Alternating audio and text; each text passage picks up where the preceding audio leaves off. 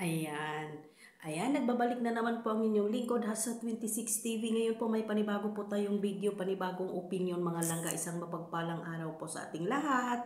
Lalong-lalo na po sa ating mga OFW. Ingat po tayo at sa lahat po ng mga solid Karina, mega love shout out po sa inyong lahat dyan.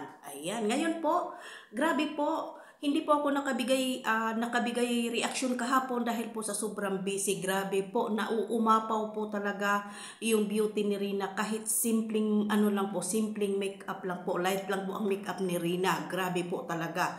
At isa pa po, grabe po ay talagang masaya po. Nandoon po si Kalingap Edo ay talaga pong nagharap-harap po sila, lahat-lahat ng Kalingap Angels, Kalingap Edo, si Kuya Jomar, nandyan po ang Keyboys. Grabe po talaga, po talaga na, ay si Arjun po pala, nakaka-proud talaga po sa lahat po, sa lahat-lahat po. Si Arjun po ay talagang nagsabi po talaga, ang laki po daw ng improvement ni Ate Rina niya.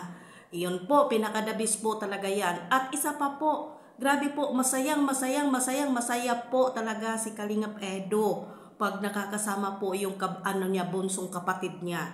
Kaya ayan po mga langga at mga solid Karina, grabe po talaga yung grabe, doper ganda po si Rina. Magaganda man po ang mga Kalingap Angels pero po talagang iba po ang beauty ni Rina. Pang Miss Universe po talaga, sobra. Kaya ito lang po ang masasabi ko. Nakita na po natin yung yung paghihirap, yung suporta, lahat-lahat, puyat, pagod, hindi po tayo umalma sa sige suporta at sa sige panood ng mga ina-upload po kay Rina. Hindi po ba? Ito po, talagang nagbunga yung paghihirap at puyatan nating lahat ng mga solid Karina. Nakita na po natin grabe, marunong na pong makisabay, marunong na pong talagang makikihalubilo sa lahat po ng mga normal na mga kasamahan po ng Kalingap Angel. Okay, mga langga, yan lang po ha.